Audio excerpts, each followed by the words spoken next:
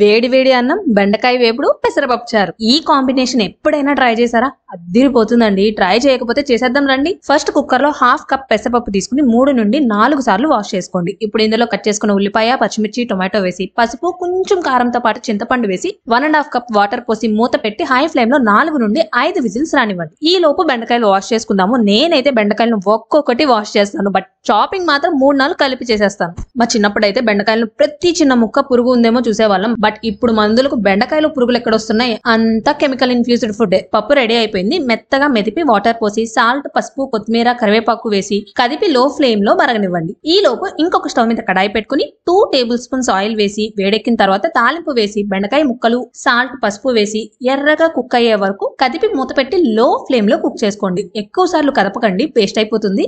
ఎర్రగా కుక్ అయిన తర్వాత కొబ్బరి పొడి వేసి మూత పెట్టి 2 మినిట్స్ లో ఫ్లేమ్ లో కుక్ చేసుకుని స్టవ్ ఆఫ్ చేసుకోండి. ఈ లోపు పప్పుచారు కూడా మరిగి చిక్కబడతాయి. ఇప్పుడు నెయ్యితో తాలింపు పెట్టుకుని మరుగుతున్న పప్పుచారులో వేసి ఒక 5 మినిట్స్ మరిగిన తర్వాత స్టవ్ ఆఫ్ చేసి వేడి వేడిగా తింటేనే ఆ టేస్ట్.